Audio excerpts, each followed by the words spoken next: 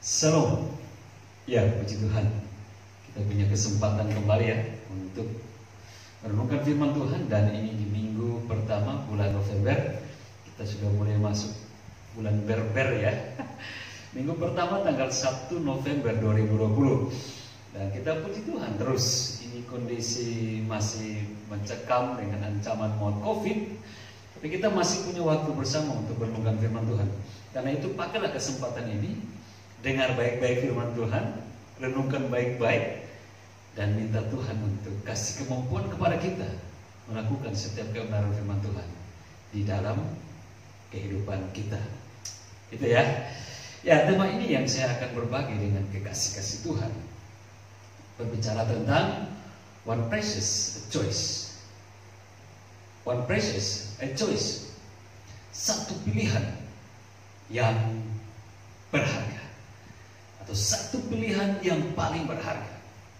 Apa itu kira-kira yang paling berharga untuk pilihan kita? Baik, dasar firman Tuhan terambil di dalam Matius 26 ayat 39. Matius 26 ayat 39. Maka ia maju sedikit, lalu sujud dan berdoa. Katanya, "Ya Bapakku, jikalau sekiranya mungkin, biarlah cawan ini lalu daripadaku, tetapi janganlah seperti yang kukehendaki, melainkan seperti yang Engkau kehendaki." Sekali lagi, untuk dasar tema renungan firman minggu ini, one precious choice, Matius 26 ayat 39. Maka ia maju sedikit, lalu sujud dan berdoa. Katanya, "Ya Bapakku, jikalau sekiranya mungkin, biarlah cawan ini lalu daripadaku, tetapi janganlah seperti yang kukehendaki, melainkan seperti yang Engkau kehendaki." Ini perkataan siapa? Dan ini doa siapa? Tentu kita tahu ini perkataan dari doa Yesus sendiri pada Bapaknya waktu malam itu di Taman Getsemani. Ya, kekasih-kasih Tuhan, tentunya kita sadari benar bahwa ada banyak pilihan yang ditawarkan oleh dunia ini. Untuk apa? Untuk kita bisa sukses dalam menggapai cita-cita, menggapai harapan dan keinginan. Tapi ada banyak juga kisah pilu yang menceritakan tentang kehancuran atau kegagalan yang dialami oleh orang-orang yang memilih cara-cara dunia tersebut. Artinya ada dunia menawarkan ini loh yang terbaik menurut dunia. Ambil ini supaya engkau mau sukses, supaya engkau mau mencapai setiap harapan dan keinginanmu. Ini loh, ambil ini. Dunia menawarkan itu. Dan akhirnya banyak orang juga karena tergiur dengan tawaran dunia ini, mereka masuk, berkomitmen, berkeputusan untuk mengikuti cara-cara dunia. Dan seperti tadi saya bilang, ada banyak kisah pilu juga yang terjadi. Akhirnya orang-orang yang mengalami atau memilih untuk mengikuti cara dunia itu juga mengalami kegagalan dan kehancuran. Memang di dalam kehidupan kita sejak manusia ini ada, Tuhan memberi free will. Apa itu free will? Yaitu kehendak bebas atau kebebasan kepada kita untuk memilih atau melakukan segala sesuatu, kan gitu ya. Tapi hati-hati, belajar dari apa yang sudah terjadi sejak awal manusia ini ada, manusia pertama. Karena free will yang Tuhan kasih, kebebasan yang Tuhan kasih, akhirnya kebebasan itulah juga yang menjadi kebablasan. Kita buatnya menjadi kebablasan. Dan akhirnya terjun bebas dalam kejatuhan, yaitu kebinasaan, melahirkan penderitaan, gitu ya. Jadi Tuhan memberikan free will, kebebasan kepada kita, bukan suatu pemberian yang jahat, bukan. Tuhan kasih kebebasan kepada kita sebagai ciptaannya. Tuhan tidak mau otoriter, Tuhan tidak mau kaku dan buat kita seperti robot, tinggal tekan robot dan hey, buat ini, buat itu, gitu. Tapi Tuhan dalam hikmat dan kebijaksanaan yang tinggi yang melampaui segala akal, memberikan kebebasan-kebebasan itu. Tapi sayang, dengan kebebasan-kebebasan Tuhan kasih, kita tidak bertanggung jawab. Akhirnya apa? Menjadi kebablasan yang tadi saya bilang, dan jatuh bebas. Misal tercatat dalam Kejadian 3, Hawa kan gitu ya. Kebebasan yang Tuhan kasih, dia tidak bertanggung jawab dengan baik. Dia lebih memilih bujuk rayu iblis, dan kita tanggung semua sampai saat ini kan. Jatuhlah seluruh manusia, termasuk Adam, mengikuti pilihan bebas dari Hawa. Jatuh ke dalam dosa. Nah ini. Kemudian catatan dari masih dalam Kejadian juga, tapi Kejadian 19 itu bicara tentang apa? Istri Lot juga yang dikasih kebebasan untuk memilih. Waktu Tuhan mau menghukum Sodom dan Gomora, ada malaikat yang datang untuk membebaskan mereka. Malaikat bilang begini, kalau engkau sudah keluar dari kota ini, jangan noleh ke belakang ya. Karena nanti kalau siapapun noleh, dia akan kena hukuman. Jadi tiang garam. Balik lagi manusia dalam hal ini, istri Lot menggunakan free will yang Tuhan kasih dengan tidak bertanggung jawab. Begitu dia dengar bunyi guru, bunyi kehancuran di kota Sodom dan Gomora, dia balik melihat, dia mengikuti pilihannya, bukan mengikuti apa yang Tuhan kehendaki. Jangan noleh, tapi pilihan hatinya menoleh ke belakang. Tercatat dalam kitab sampai saat ini di Kejadian 19:26. Sayang, akhirnya dia menjadi patung atau tiang garam. Kemudian di dalam perjanjian baru siapa? Isa yang menjadi perwakilan manusia untuk mengikuti free will yang tidak bertanggung jawab itu, yaitu Yudas Iskariot sendiri ya. Di dalam Yohanes 13 ayat 27, Markus 26 ayat 21 sampai 25 itu mengatakan bahwa apa? Memang dia sudah intip oleh dosa, dia sudah diintip oleh iblis. Dan waktu perjamuan terakhir dan makan malam terakhir itu, Tuhan bilang, "Hai Yudas, apa yang kau mau perbuat, perbuatlah." Kalau sebenarnya Tuhan sudah tegur banyak kali dia, berhati-hati. Tapi dia menggunakan free will yang Tuhan kasih tanpa bertanggung jawab. Dia lebih mengikuti apa yang diinginkan, dan akhirnya dia pergi meninggalkan kumpulan murid-murid bersama Yesus, dan dia pergi untuk mengikuti kehendaknya. Dia menjual Yesus. Padahal Yesus sudah tegur dia, hati-hati. Tapi apapun yang kau mau berbuat, berbuatlah sekarang. Nah, mengapa ini bisa terjadi? Kejatuhan dari free will yang sebenarnya Tuhan kasih kita itu maksudnya baik. Tapi kenapa bisa terjadi kebebasan ini kita bisa jatuh? Karena manusia, karena kita atau karena manusia lebih mementingkan keinginan dagingnya yang hidup di dalam dirinya. Itu dalam kita ada kedagingan ini. Ya tadi udah sebut siapa? Hawa, istri Lot, dan juga Yudas ya. Lebih menginginkan apa? Lebih memuaskan keinginannya. Ya akhirnya tanggunglah kan gitu ya. Tanggunglah bersama pilihannya, tanggung penderitaan. Nah ini hal-hal yang terjadi yang bisa kita lihat. Jadi manusia lebih tunduk kepada keinginannya, akhirnya mengalami kehancuran sendiri. Bukan pada rencana Tuhan, bukan pada kehendak Tuhan, bukan pada rancangan Tuhan. Yang apa? Yang tentu di dalamnya memberi damai sejahtera dan juga masa depan yang penuh harapan. Itu kan yang dicatat dalam Yeremia 29 ayat 11 kan gitu ya.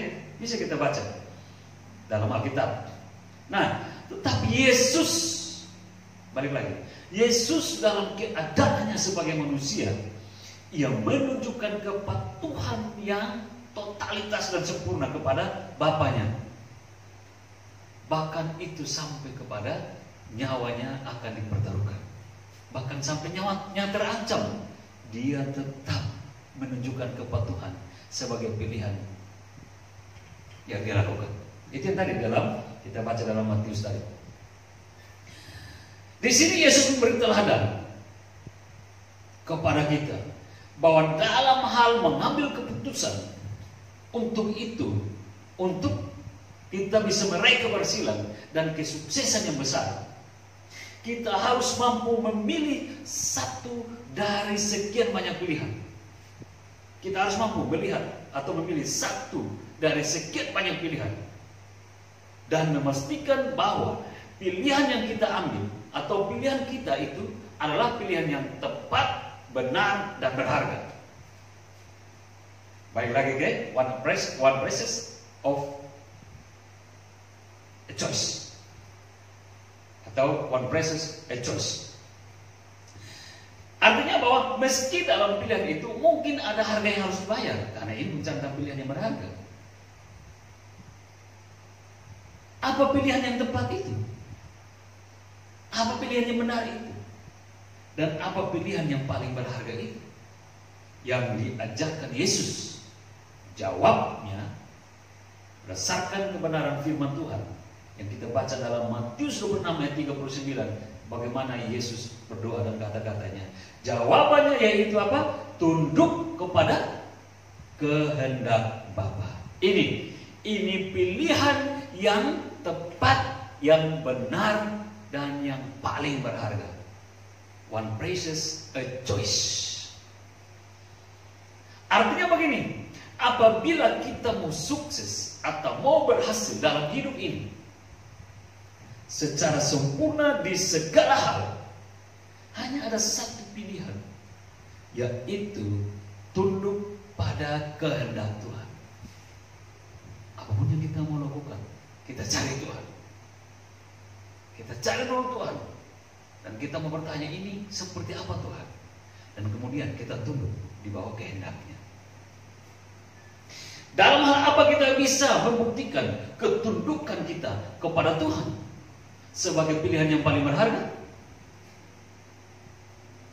Dalam hal ini berbicara tentang kita mengekang keinginan kita untuk tetap apa? Tetap taat, tetap setia, dan tetap cinta kepada Tuhan. Ini pilihan-pilihan untuk membuktikan kita sebagai anak-anak yang tunduk kepada Bapa atau kepada Tuhan.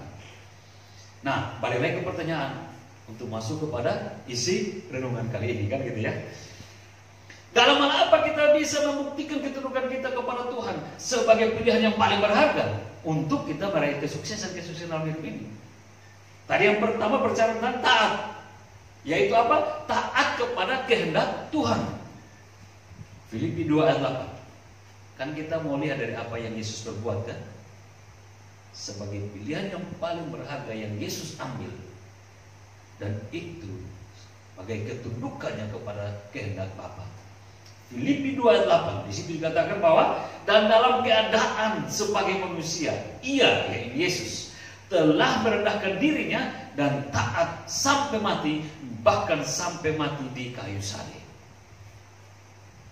Ini kelanjutan atau ini praktek dari apa? Dari doa di Taman Getsemani itu. Yesus bilang, kalau boleh Bapa, cawan ini lalu daripadaku. Tapi tetap dia tunduk pada kehendak Bapa. Tapi biarlah bukan kehendakku, kehendakmu yang terjadi. Ini mengajarkan kepada kita bahwa supaya ketika kita memberi suatu kesuksesan, apapun itu bentuknya, tunduk di bawah otoritas Tuhan, tunduk di bawah otoritas Allah, dan biar kehendak Allah yang bekerja untuk memuluskan setiap rencana-rencana kita untuk meraih keberhasilan. Itu maksudnya. Tunduk ada kehendak Tuhan. Yesus mengajarkan itu. Ini maksudnya apa? Yaitu berani dalam tanda kutip ya. Yaitu berani memilih untuk mengalami hal-hal buruk atau bahkan yang sangat mengerikan, yang sebenarnya itu bukan karena kesalahan kita, tapi oleh karena nama Tuhan. Nah, Matius 24 ayat 9 dan juga 13. Situ dikatakan bahwa pada waktu itu kamu akan diserahkan supaya disiksa dan kamu akan dibunuh dan akan dibenci semua bangsa oleh karena namaku. Tetapi orang yang bertahan sampai pada kesudahannya akan selamat. Wow, ini sudah bicara tentang pilihan yang ada harga yang harus dibayar di situ. Tetapi tetap bagaimanapun kita anak Tuhan, kita harus tunduk bawah otoritas kehendak Tuhan supaya kita bisa melihat hasil-hasil yang terbaik. Ini dimaksud dalam tanda kutip tadi, berani memilih, bahkan sampai ke situ. Berani memilih untuk bahkan apa? Mengalami hal-hal buruk atau penderitaan. Kalau meski itu oleh karena nama Tuhan. Dan walaupun bukan karena kesalahan kita, tapi kita berani untuk mau mengambil resiko itu. hanya karena berbicara kita mau tunduk kepada kehendak Tuhan. Nah, tapi saya mau bilang begini, kita bisa saja tidak perlu taat kepada Tuhan berdasarkan free will yang Tuhan kasih kepada kita, kan gitu ya. Tapi Yesus mengajarkan kepada kita bahwa itu tindakan yang salah. Kita bisa dengan hak-hak yang Tuhan kasih, kebebasan yang Tuhan kasih, kita bisa untuk tidak mau tunduk, tidak mau taat kepada Tuhan. Yesus mengajarkan berdasarkan apa yang dia doa kepada di dalam Taman Getsemani itu, dan kemudian di dalam catatan Filipi 2 ayat 8. Kalau kita memilih untuk tidak taat kepada Tuhan, itu pilihan yang salah. Karena dia membuktikan bahwa pilihan yang benar adalah tetap tunduk di bawah otoritas yang kehendak Tuhan, meski ada harga atau harap kita bisa berkorban sesuatu gitu. Nah, Yesus membuktikan itu. Jadi seperti Yesus, kita pun menjalani hidup dalam apa? Dalam menggenapi nubuatan. Sama seperti Yesus menggenapi nubuatan, kita pun juga dalam tanda kutip menggenapi nubuatan sebagai anak-anak Tuhan, orang-orang percaya kepadanya. Yesus menggenapi seluruh nubuatan dalam perjanjian lama tentang segala penderitaannya. Mungkin kita bisa lihat dalam hal ini Yesaya 53, kan gitu ya. Itu catatan-catatan yang sebelum Yesus datang sebagai manusia sudah tercatat dengan rapi, dan kemudian dia menjadi manusia itu digenapi. Catatan dalam Yesaya 53 digenapi dalam kehidupannya sebagai anak manusia, dan dia sempurna menjalankannya. Oleh karena apa? Dia memilih untuk taat. Dengan taat inilah terjadi keselamatan kita. Wow, Yesus menggenapi seluruh nubuatan ini. Nah, dia menggenapinya dengan sempurna untuk kita, bukan untuk dia. Nah, kita apa? Kita juga menjalankan, dalam tanda kutip, menjalankan penggenapan nubuatan dalam Matius 24 ayat 9 dan 13 tadi, kan gitu ya. Nanti pada akhirnya ya, pada zaman akhir, ya sekarang ini zaman akhir menuju ke akhir zaman, segala penganiayaan, segala penderitaan yang akan dialami oleh anak-anak Tuhan, karena Yesus dalam kapasitas sebagai manusia sudah mengalami itu, sudah sudah menjalankan kepatuhan itu, ketaatan itu dalam semua penderitaan dan sampai merelakan nyawanya. Nah, ini pun demikian di dalam Matius 24 ayat 9, ini sebagai nubuatan yang terjadi kepada orang-orang mengikuti dia di zaman akhir ini. Nah, siapa pengikut itu? Kita yang sekarang mengaku sebagai orang Kristen, ya. Kita masuk dalam penggenapan nubuatan atau catatan perkataan Yesus di Matius 4 ayat 9 dan 13. Segala sesuatu yang akan terjadi akan menimpa bagi kepada anak-anak ini. Yesus taat sampai mencurahkan darahnya dan menyerahkan nyawanya. Kita mungkin belum sampai kepada tahap itu, mencurahkan darahnya. Kita mungkin penggenapan nubuatan ini, kan gitu ya, Matius 4 ayat 9 13. Kita mungkin baru hanya di tahap atau sekedar memilih untuk apa? Melepaskan jabatan oleh karena iman, kan gitu ya. Kehilangan pekerjaan oleh karena nama Yesus. Dibuang dari keluarga karena kita mau beriman kepada Yesus. Atau mungkin yang lebih kira sepele, ya diputusin calon suami atau calon istri, itu pacar lah. Karena tidak seiman, kita tidak seiman dengan pacar kita. Nah, akhirnya ya udah dipertaruhkan cinta itu, bisa kita dibuang gitu ya. Mungkin baru sampai di tahap itu, belum kepada darah kita harus tercurah. Tapi ini pun juga sudah memiliki keterwakilan poin yang pertama. Kalau kita mau sukses, itu pun kita berani lewati. Tetap taat, tunduk pada kehendak Tuhan, dan semua tadi bisa kita kehilangan, boleh asal jangan Tuhan yang hilang dari kita, kan gitu ya. Nah, Ibrani 12 ayat 3 sampai 4. Ingatlah selalu akan dia, Yesus maksudnya, yang tekun menanggung bantahan yang sehebat itu terhadap dirinya dari pihak orang-orang berdosa, supaya jangan kamu menjadi lemah dan putus asa. Ayat 4, dalam pergumulan kamu melawan dosa, kamu belum sampai mencucurkan darah. Nah, ini maksudnya. Ketika kita mengikuti poin yang pertama, taat pada kehendak Tuhan sebagai pilihan yang paling berharga yang bisa kita lakukan, mungkin darah kita belum menjadi harganya, tapi itu tadi bisa kehilangan pekerjaan, Ya kan gitu ya, bisa kehilangan pacar karena tidak seiman. Dia tuntut kita harus ikut imannya, tapi karena kita mau bertahan tetap dalam kehendak Tuhan, maka akhirnya ya udah tadi harga yang harus dibayar ya diputusin kita kan gitu ya. Tapi nggak usah sedih. Ini kita mau bertahan dalam kehendak Tuhan untuk melihat hasil yang lebih baik lagi ke depan. Tapi bila sampai di situ itu tadi harga-harga yang kita harus pertahankan, kita harus alami. Bila sampai di situ kita tetap taat mengikuti kehendak Tuhan dan memilih Tuhan Yesus yang utama bagi kehidupan kita, supaya saya terlalu percaya jika kita taat sampai di titik itu, pembelaan Tuhan yang hebat pasti akan dicurahkan kepada kita. Itu pasti. Amin ya. Yang kedua, dalam hal apa kita bisa membuktikan ketundukan kita kepada Tuhan sebagai pilihan yang paling berharga? Yang kedua yaitu apa? Setia. Yaitu setia pada kehendak Tuhan. Yang tadi pertama taat pada kehendak Tuhan. Yang kedua pilihan yang berharga yang bisa kita lakukan yaitu setia pada kehendak Tuhan. Yohanes 19 ayat 30. Ini maksudnya apa? Ini artinya begini, melakukan perintah Tuhan hingga akhirnya.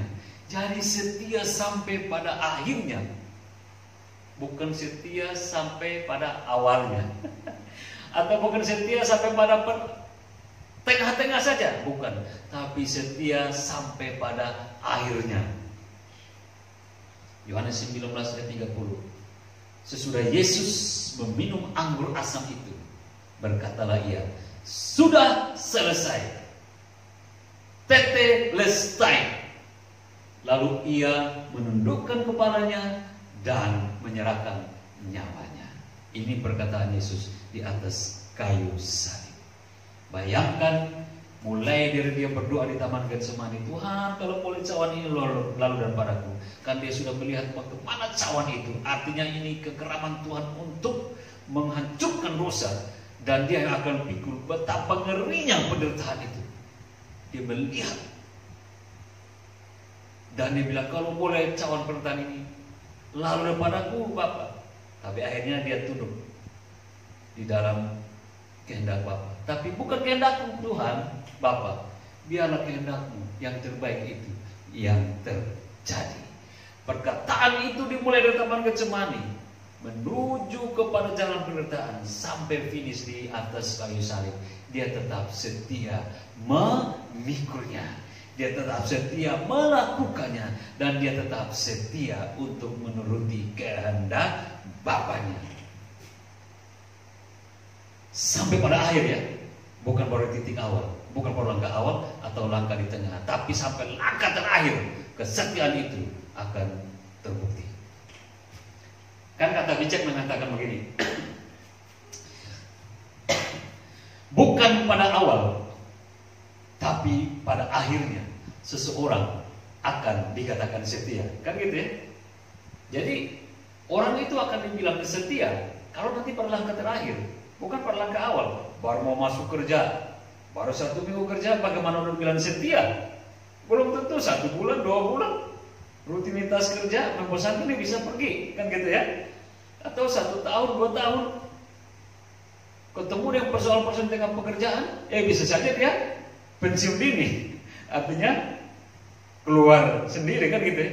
Tapi kalau sampai pada akhirnya pensiun atau finish dengan baik, di situ baru kesimpulannya mengatakan orang ini setia, gitu ya. Mengapa? Nah ini, karena memulai itu lebih mudah daripada menjalani dan mempertahankannya sampai finish, sampai selesai. Itu lebih berat. Pekerjaan mempertahankan, pekerjaan sampai pada selesainya itu lebih berat daripada memulai. Memang memulainya berat juga, tapi menjalankan seterusnya itu kan mempertahankan sesuatu. Ini. Dan kesimpulannya, dan biasanya karena itu kesimpulan itu tidak diambil di depan, kan gitu ya. Tapi kesimpulan dalam segala sesuatu, kejadian, peristiwa atau cerita pasti diambil pada akhirnya, kan gitu. Kita menulis buku gitu kan, nggak mungkin baru memulai dengan langkah-langkah Sudah langsung kesimpulannya, nggak bisa. Kesimpulan itu pasti yang terakhir, catatan apa? Bab terakhir, nggak bisa di bab tengah, di awal, bab tengah, lalu bab terakhirnya apa? Nggak bisa. Tetap kesimpulan itu di posisi paling terakhir, karena dari semuanya sudah dilewati. Itu maksudnya. Makanya begini, ya, tambahan aja nih. Makanya begini, pada saat putus cinta, nah, ini anak-anak muda nih kan gitu ya. Makanya pada saat putus cinta, orang mulai berkata begini, bukan perpisahan yang kutangisi, namun pertemuanlah yang aku sesali. Gak usah lanjut. Biasanya kalau mulai putus cinta begitu, bukan perpisahan kata-kata yang keluar, bukan perpisahan kata-kata puitis nih. Tapi dalam remuk hati, remuk kalbu. Bukan perpisahan yang kutangisi, namun pertemuanlah yang kusesali. Artinya begini, pertemuan yang kusesali ini pertemuan akhirnya, bukan awalnya. Awalnya itu kan menggebu-gebu, wow, semuanya berbunga-bunga. Katanya tai kucing rasa coklat gitu ya. Kan baru awal-awal. Belum sampai menuju ke akhir, sudah selesai. Itu yang buat luka hati, luka batin, terhancur, pecah-pecah. Seperti gelas pecah gitu kan. Gelas kaca. Tapi sudahlah, itu urusan percintaan, nggak usah kita lanjut. Beda kamarnya nanti ya. Nah, mari kita lihat. Taat kepada Tuhan, tidak berbicara untuk segera saat ini dan tengah-tengah, tapi sampai kepada akhirnya. Dan Yesus memberikan pelajaran yang menarik bagi kita. Yesus memulai lembaran kehidupan sebagai manusia, ya, dan dia berinkarnasikan dari keilahian, ditanggalkan dan dia memakai kemanusiaannya. Dia berubah wujud menjadi seorang manusia. Dia mulai lembaran kehidupan sebagai seorang manusia itu dengan ketundukan yang sempurna kepada Bapa. Yaitu apa? Bersedia dilahirkan menjadi seorang bayi yang lemah. Bayi kan lemah ya, haus, gak bisa minum sendiri, nangis dulu, renyah dulu, baru mamanya menyusui dia. Mau makan juga gitu, gak bisa bertindak sendiri. Karena apa? Begitu lemah. Dan Yesus mau di posisi itu, bayangkan. Kemudian bertumbuh menjadi anak remaja, manusia dalam segala keterbatasannya. Bisa kita lihat, orang tampar dia pun dia tidak bisa lawan dengan keilahiannya kan gitu ya, karena dia dalam posisi kemanusiaannya. Orang marah, orang maki dia pun dia terima aja dengan begitu. Seandainya kita, Tuhan, nggak tahu saya ini Allah, saya ciptakan kamu, jewel sedikit langsung mati kan gitu ya. Jadi Tuhan punya sifat kayak kita kan gitu. Tapi di sini dia dengan sempurna menundukkan dirinya serendah-rendahnya. Dengan maksud apa? Tunduk kepada kehendak Bapa. Kalau dia bakang sedikit, habis kita kan gitu ya. Coba kalau dia bertindak sedikit dengan kekuatannya, habis dunia ini, udah rontok dunia ini, udah hilang. Dari zaman dulu kita nggak ada gitu lagi kan. Tapi Yesus tidak bertindak seperti itu. Dia membuktikan kesempurnaan, ketundukan, setia kepada kehendak Bapa, sehingga dia mengambil keputusan itu. Meski dalam keterbatasan, dia mau menanggungnya, dia mau memikulnya, dan setia menanggung nubuatan penderitaan itu sampai akhirnya di atas kayu salib. Itu tadi apa? Sudah selesai. Ini berbicara tentang kesetiaan Yesus yang luar biasa sampai di atas kayu salib. Mulai dari dia dilahirkan dari kandungan Maria oleh perbuatan Roh Kudus, oleh anugerah Roh Kudus. Mulai dari situ dia menjadi manusia yang lemah, sama seperti kita dalam keterbatasan, dan dia membiarkan, dia mau menanggung semua itu sampai sempurna di atas kayu salib. Dan dia minum air asam itu. Amr Rasul mengatakan sudah selesai. Dia menyerahkan nyawanya kepada Bapaknya. Ini pilihan-pilihan yang kalau kita berpikir secara manusia nggak masuk akal, dan memang nggak masuk akal sampai sekarang ini masih banyak orang nggak mau percaya kan gitu ya. Mana mungkin Tuhan mati kan gitu, karena tidak paham tentang kedaulatan Tuhan yang mau menurunkan seketika. Kedaulatan itu menjadi lebih rendah, dan manusia yang rendah ini tidak memahami itu dan tidak mau percaya. Tapi puji Tuhan kita yang nggak ada apa-apa ini bisa percaya. Itu bukan kemampuan kita ya, itu kasih karunia. Karena itu sampai saat ini apapun pergumulanmu, percayalah kepada Tuhan, karena Dia dia sudah mau menanggung semuanya itu demi kita. Dia mau menanggung dan tunduk kehendak Bapaknya sampai menyerahkan nyawanya, bukan karena dia, karena kita. Karena jangan main-main dengan iman yang dia sudah diberi dan kasih karunia melalui kematian yang sudah diberi kepada kita. Jangan sampai kita main-main. Jangan sampai kita mendoakan bahkan menjual kasih karunia-Nya. Kita binasa untuk selama-lamanya dan tidak akan ada pertolongan lagi. Yesus mau menanggung itu semua karena kesetiaannya, bukan di awal, bukan sampai di tengah-tengah, sampai pada akhirnya sudah selesai. Ketika kita baca semuanya ini, kita menemukan ini harus terpukul batin kita. Saat ini persoalan apapun kita alami, saat ini pergumulan apapun kita alami, mari kita lihat Yesus lebih dahulu sudah menanggung itu semua. Lebih berat dari apa yang kita tanggung saat ini. Tapi jangan di awal ya. Mau ikut Tuhan jangan cari enaknya dulu. Oh, jadi orang Kristen pasti banyak uang. Siapa bilang? Iya, oke. Tapi juga jangan terlalu naif seperti itu. Wow, ikut Yesus pasti akan bekerja orang Kristen. Orang Kristen kaya-kaya segala macam. Siapa bilang? Iya, memang juga bisa terjadi. Tapi jangan naif ya. Itu berbahaya kalau menjadi pilihan kita masuk Kristen. Percaya Yesus untuk ukuran materi seperti itu berbahaya. Kita akan menanggung risikonya. Tapi di sini kita harus tekat pula komitmen. Apapun yang terjadi, Yesus sudah melakukannya. Kita pun minta pertolongan Tuhan untuk bisa melakukan. Tetap setia sampai pada akhirnya. Sampai pada akhirnya itu menjadi goal kita untuk didapati sempurna menurut ukuran Tuhan sendiri bagi kita. Itu sebuah pilihan yang membutuhkan kesempurnaan komitmen. One process, a choice, dan Yesus melakukannya dengan sempurna. Wow.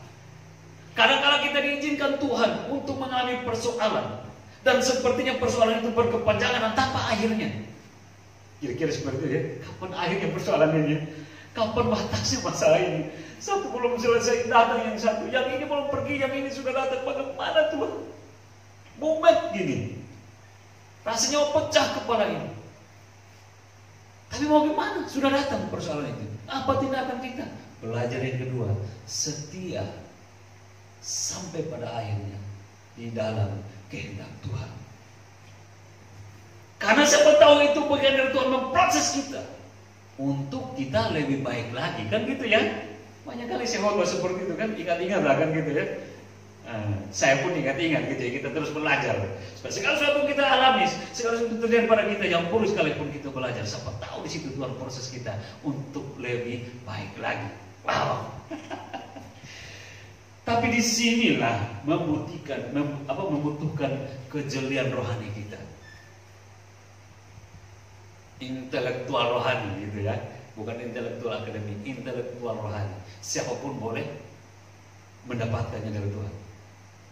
Apakah penderitaan ini, pergumulan ini, masalah ini yang saya alami, yang saat ini saya alami, apakah ini kebetulan terjadi, atau ada maksud Tuhan di balik semuanya itu? Ini perlu kedewasaan rohani, intelijensia rohani, saya bilang begitu ya. Mungkin ada maksud Tuhan di situ. Kita uji, kita selektif, supaya jangan cepat kita marah dan mengambil langkah untuk meninggalkan Tuhan. Jangan, itu salah. 1 Tesalonika ayat 5 ayat 21. Ujilah segala sesuatu dan peganglah yang baik. Ujilah segala sesuatu. Sudah dikatakan segala sesuatu, berarti persoalanmu, pergumulanmu, masalahmu, penderitaanmu yang engkau alami saat ini, uji. Ini karena kesalahan saya? Atau ini karena kebetulan saja? Atau ini karena memang orang-orang yang membuat saya begini, menderita begini? Atau ada suatu maksud Tuhan di baliknya? Yohanes 9, boleh baca di rumah ya. Yohanes 9. Nah gitu. Ujilah segala sesuatu termasuk persoalan kita alami, dan peganglah yang baik. Artinya, kalau kita udah tahu maksud, oh ini mungkin maksud Tuhan, ya udah pegang yang baik. Artinya apa? Pegang yang baik yang diajarkan oleh Tuhan. Setialah dalam kehendak Tuhan di persoalan-persoalan yang kita alami saat ini. Itu maksudnya. Yang ketiga, dalam hal apa kita bisa membuktikan ketundukan kita kepada Tuhan sebagai pilihan yang paling berharga untuk kita, maksudnya. Apa yang ketiga? Yaitu cinta, kan gitu ya. Yang pertama, taat kepada kehendak Tuhan. Yang kedua, setia kepada kehendak Tuhan. Yang ketiga, cinta. Tetap cinta, pilihan yang kita harus ambil. Cinta kepada Tuhan, mencintai Tuhan, mencintai kehendak Tuhan. Yohanes 6 ayat 66. Apa maksud ini? Yaitu tetap memilih Tuhan meski harus kehilangan yang lain atau kehilangan segalanya. Wow, ini makin luar biasa kan gitu ya. Yang penting kau dapat Yesus, yang lain boleh hilang, silakan. Benar nggak gitu? Mampu nggak gitu? Oke, kita mau belajar kan gitu ya. Dari kebenaran-kebenaran yang sudah kita bisa baca di dalam catatan Alkitab. Yesus sampai merelakan kehilangan nyawanya. Asal dia tetap membuktikan dia taat, dia setia, dan betul-betul dia satu dengan Bapa. Kecintaan itu, maut pun tidak bisa merampas ketaatan, kesetiaan, dan kecintaannya dia kepada Bapaknya. Ini luar biasa. Tetap memilih untuk mencintai Tuhan, mencintai Yesus, meski harus kehilangan sesuatu atau kehilangan segalanya. Apa itu ya? Nah, dalam free will lagi ya. Menurut kamus free will ya. Kita bisa saja tidak perlu mencintai Tuhan. Tapi ingat, dalam pengajaran teladan yang Yesus kasih, Yesus mengajarkan bahwa itu sikap yang jahat. Menurut kamus free will, kebebasan yang Tuhan kasih kepada kita, kita bisa memilih untuk lebih baik mencintai dunia ini daripada mencintai Tuhan. Kita bisa tidak mencintai Tuhan, tapi Yesus mau mengajarkan kepada kita, jika itu kita lakukan, maka itu tindakan atau sikap yang jahat. Hati-hati. Kenapa? Karena Yesus pun sudah membuktikannya dengan baik. Yesus pun sudah mempraktekkan dengan baik. Mencintai Bapa, tunduk dalam kehendak Bapa sampai pada akhirnya. Bahwa dia harus rela kehilangan para pengikutnya dalam jumlah besar. Hanya karena apa? Karena dia tetap mempertahankan kebenaran dengan berani tanpa takut mengatakan kebenaran. Sekarang kebenaran ini harganya terlalu mahal. Kawan-kawan, bro, harga kebenaran sekarang terlalu susah. Mau duduk di jabatan itu, kebenaran bisa dipertaruhkan. Maksudnya kebenaran apa? Iman, percaya kepada Yesus. Benar nggak kita percaya Yesus, nama Yesus? Itu bisa menjadi pertaruhan, jabatan dan lain sebagainya, gitu ya. Mahal. Yesus sudah mengajarkan kepada kita mencintai Tuhan, tunduk kepada kehendak Bapa. Itu luar biasa harganya. Yohanes 6 ayat 66. Yesus berani untuk kehilangan segalanya, termasuk orang-orang yang mau mengikuti dia. Asal jangan sampai dia tidak melakukan kebenaran. Asal jangan sampai dia tidak keluarkan kata-kata kebenaran. Dia tetap melakukannya meski ada harga yang harus dibayar. Apa itu? Yohanes 6 ayat 66. Mulai dari waktu itu banyak murid-muridnya mengundurkan diri dan tidak lagi mengikuti dia. Ini Yesus maksudnya. Mulai dari waktu itu murid-murid Yesus mengundurkan diri dan tidak lagi mau mengikuti Yesus. Apa pasalnya? Apa persoalannya? Apa kebenarannya dari semuanya ini? Kita baca di ayat-ayat sebelumnya dari Yohanes 6 ini. Yesus memperkatakan kebenaran. Yesus mengatakan bahwa ini dialah roti hidup yang turun dari surga. Siapa yang mau hidup, siapa yang mau masuk surga harus makan dagingnya, minum darahnya. Terus mereka mengatakan bahwa ini dia siapa? Dia kan Yesus, yang orang tuanya, saudara-saudaranya kita kenal. Kok dia bisa mengatakan kalau mau hidup maka harus percaya kepada dia, maka harus makan tubuhnya, roti yang ada tubuhnya, dan minum darahnya. Ini dia siapa?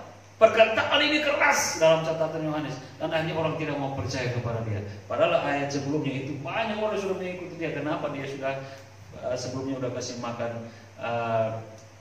orang-orang banyak itu, 5.000 orang itu dengan apa? Cuma 2 ekor ikan dan 5 ketul roti. Dan semua orang itu sudah percaya kepada dia, melihat ini orang yang hebat, ini orang besar, dan mereka mengangkat dia jadi pemimpin. Tapi apakah Yesus harus mengorbankan kebenaran dan supaya mendapatkan pengikut yang banyak dan buat dia menjadi pemimpin, dia disanjung-sanjung supaya dia mendapatkan pengikut itu yang banyak itu, di kebenaran dia harus tutup mulut gitu maksudnya. Yesus sampai titik itu pun tetap kebenaran harus diperkatakan. Makanya saya bilang kalau ya, ya, tidak gitu ya. Kebenaran adalah ya dan amin. Kalau itu harus katakan meski ada harus harga yang mahal yang kita harus tanggung, termasuk orang tidak suka pada kita. Gitu. Banyak kali itu. Karena kebenaran kita ngomongin, kita katakan, bisa saja kita dibenci oleh orang lain. Dia kayak sok-sok gitu. Dia terlalu suci, terlalu benar. Akhirnya tadi teman baik, akhirnya tadi keluarga dekat, sekarang memusuhi gitu. Padahal kita nggak salah apa-apa, kita memperkatakan kebenaran firman Tuhan. Tapi itulah bagian dari harga yang harus dibayar. Di sini kita harus memilih mencintai siapa. Pilihan ada pada Anda. Hal yang sama bisa terjadi pada kita di zaman akhir ini. Itu tadi Matius bilang, pada akhir zaman akan jadi begini, kamu akan begini, dianiaya, difitnah, lain sebagainya. Tapi bertahan sampai kesudahannya, engkau akan melihat kasih karunia Tuhan. Kan gitu ya. Hal yang sama bisa terjadi pada kita sampai di akhir zaman ini, di mana praktek hidup kompromi dengan dunia atau kejahatanlah yang akan kelihatan sebagai pemenang untuk mendapatkan segala sesuatu yang diinginkan. Tapi justru kompromi dengan dunia atau kejahatan, disitulah letak kekeliruan jika anak-anak Tuhan mau kompromi. Tentu kebenaran Tuhan tidak mungkin akan berkompromi dengan dunia atau kejahatan ini. Dan kita yang tetap mencintai Tuhan dan tetap memegang kebenaran dan mau hidup di dalamnya, bisa saja mengalami kehilangan-kehilangan. Kehilangan apa? Ya balik lagi, kehilangan pekerjaan. Hanya gara-gara nama Tuhan. Hanya gara-gara kita mungkin berkata bahwa kau mau selamat percaya Yesus, bisa pekerjaan hilang. Tadi mau tender proyek, harusnya sudah menang tender, tapi karena tahu KTP Kristen dan kita tetap berbicara tentang kebenaran, bisa saja tender itu diambil dari kita, dikasih kepada orang yang tidak percaya. Jabatan atau punya konsumen atau nasabah bisa lari meninggalkan kita oleh karena mengetahui identitas dan kebenaran-kebenaran yang kita perkatakan. Atau balik lagi yang lebih lucu kan, bisa kehilangan pacar. Lu mau jadi dengan gua, lu tahu gua siapa? Tinggalkan imanmu, tinggalkan Yesusmu. Gak usah ngomong Alkitab sini, gak usah ngomong kebenaran ini. Lu kalau mau sama gua, tinggalkan itu semua. Mau cari, mau calon istri, calon suami gitu ya, bisa hilang. Ini harga-harga.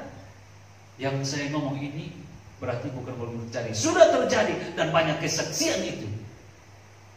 Oleh karena kebenaran nama Tuhan. Ini harga yang bisa ditanggung. Ini harga yang bisa terjadi pada kita. Yohanes 2 ayat 16 sampai 17. Kepada pedagang-pedagang merpati, ia berkata, ia siapa? Yesus. Yesus berkata, ambil semuanya ini dari sini. Jangan kamu membuat rumah Bapakku menjadi tempat berjualan.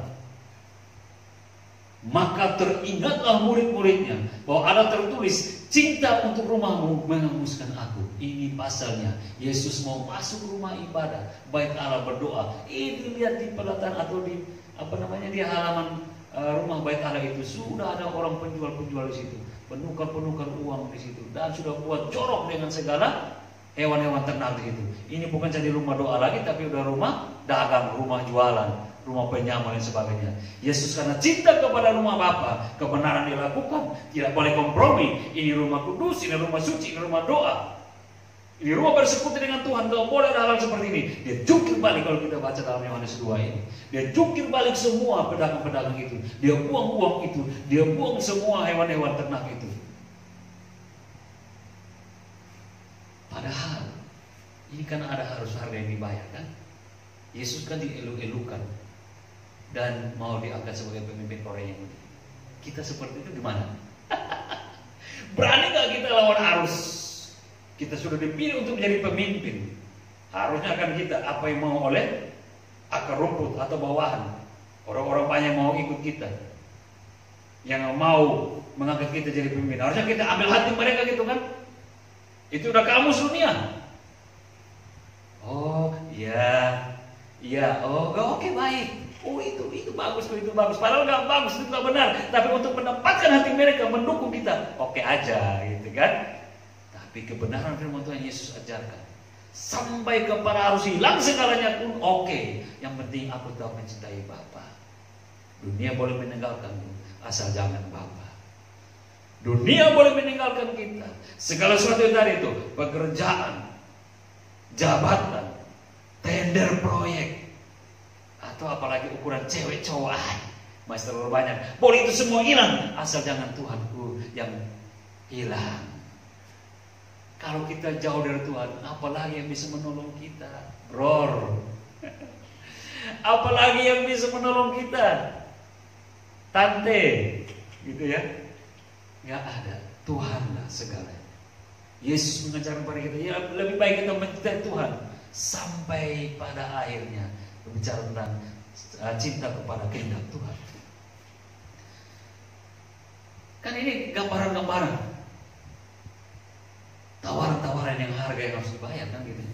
Apalagi kan gitu, yang sedang menjadi kontestan pilkada, pilpres. Wow, jangan deh pilpres dulu. Yang mau mulai masuk dalam kontestan mengikuti pertempuran pilkada gitu kan. Wah, ini harus hati-hati. Agama dipertaruhkan kan, sekarang mulai begitu kan. Agama menjadi makanan utama, gorengan utama untuk mendapatkan suara, dukungan kan gitu. Mulai hati-hati. Bahkan orang Kristen dalam tanda kutip mulai hati-hati juga ini. Warna kita, identitas kita mulai hati-hati untuk masuk dalam kontestan pilkada. Karena ada harga kebenaran iman kepada Yesus yang menjadi harga mahal yang bisa dipertaruhkan situ. Dan jika kita terlalu menunjukkan kecintaan kita kepadanya dan lebih mempraktekkan kehidupan Kristus alias tidak mau kompromi dengan cara-cara dunia, bisa saja kehilangan suara. Bisa saja kehilangan pengikut. Bisa saja kehilangan pendukung yang tadi sudah banyak datang makan minum di rumah, sudah menyebar kemana poster kita, kemana, oh dapat dukungan. Tahu-tahunya lihat identitas kita, lihat kebenaran yang kita lakukan, bisa hilang. Ini pilihan di tangan kita. Siapapun yang sementara lagi mau mengikuti pilkada, engkau anak-anak Tuhan yang lagi mungkin mau masuk di dalam kontestasi pilkada, ingat Tuhan di atas segalanya. Kalau engkau pertahankan dia sesungguh-sungguhnya, nggak mungkin dia akan bela kamu. Tanpa apa yang kau usaha sekalipun, kalau dia mau engkau sukses dan engkau mau tunduk dan mencintai kehendaknya, dia bisa membela kamu lebih dari apa yang kamu tahu.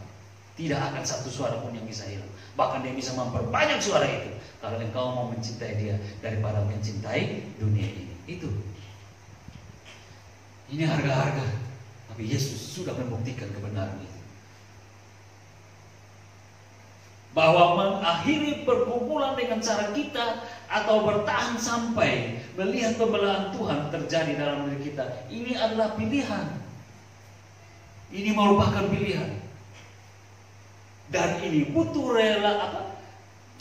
relasi yang baik, hubungan yang baik dengan Tuhan, supaya kita mendapatkan klik atau mendapatkan jawaban yang tepat dari Tuhan untuk kita memilih sesuatu, melakukan sesuatu. Akhirnya dikasih Tuhan. Jika kita sudah berkomitmen untuk mengandalkan Tuhan, yaitu bahwa kita tunduk kepada kehendaknya, maka berarti bukan emosi kita lagi, keinginan kita lagi, hasrat kita lagi yang berbicara, tapi pure rancangan Tuhan yang harus bekerja dalam setiap pilihan kita. Kan 2 Korintus 12 ayat 9 mengatakan begini, tetapi jawab Tuhan kepadaku, ini kata Paulus, cukuplah kasih karuniaku bagimu, sebab justru dalam kelemahanlah kuasaku, kata Tuhan, menjadi sempurna. Paulus sambung, sebab itu terlebih suka aku bermegah atas kelemahanku, supaya kuasa Kristus turun menemui aku. Ayat 10, karena itu aku senang dan rela di dalam kelemahan, di dalam siksaan, di dalam kesukaran, di dalam penganiayaan dan kesesakan. Oleh karena Kristus, sebab jika aku lemah, maka aku kuat. Wow, perkataan tadi mengatakan bahwa Paulus punya pilihan lain, yaitu tidak mau tunduk kepada Tuhan. Dia lebih melawan dengan kedagingannya dalam menghadapi segala sesuatu. Tapi dia bilang, Yesus menyatakan, cukuplah kasih karuniaku bagimu, sebab dalam kelemahanmu lah kuasaku menjadi nyata. Ini persoalan bahwa dia memiliki persoalan-persoalan, pergumulan-pergumulan. Padahal itu Tuhan. Ada seperti utusan iblis menggocok dia, dan itu menyakitkan. Dia sudah berteriak kepada Tuhan, Tuhan tolong keluarkan masalah ini, pergumulan ini. Tapi Tuhan bilang, sudahlah, cukuplah kasih karuniaku bagimu. Akhirnya dia tahu kebenaran ini dan dia bilang, ya sudah, akhirnya aku nyerah, biarlah kehendak Tuhan yang terjadi. Akhirnya dia bilang dia lebih suka dalam penganiayaan, kesukaran, penderitaan. Karena dia tahu dalam semuanya itu dia akan tetap kuat, karena Tuhan yang menguatkan dia. Ini kuncinya. Dan kita tahu bahwa jika Allah turut andil dalam setiap keputusan-keputusan atau pilihan-pilihan kita, maka itu pasti berakibat berkat. Roma 8:28. Allah turut bekerja dalam segala sesuatu. Untuk apa? Mendatangkan kebaikan, mendatangkan berkat bagi mereka yang mengasihi Dia. Wow. Nah, dari 3 hal yang sudah saya sebutkan tadi, membuktikan bahwa apa? Itu tadi, taat, setia, dan cinta kepada Tuhan. Membuktikan bahwa harga kebenaran itu mahal, yaitu ketika kita memilih untuk tetap taat, tetap setia, dan tetap mencintai Tuhan di tengah dunia yang sudah jahat ini. Tapi orang yang tunduk pada kehendak Tuhan pasti akan menikmati berkat. Inilah mahalnya, inilah nilainya. Dari apa? One precious choice. Apapun tantanganmu saat ini, ambillah itu dengan pilihan yang sesuai kehendak Tuhan. Karena engkau akan berhasil dalam langkah-langkahmu. Sebab setiap pilihan dan keputusan kita ambil berdasarkan kehendak Tuhan, itu mempunyai nilai kekal untuk kebersihan dan hidup saat ini, dan untuk kebersihan hidup yang akan datang di surga sana. Amin ya. Tuhan Yesus memberkati kita semua. Salam.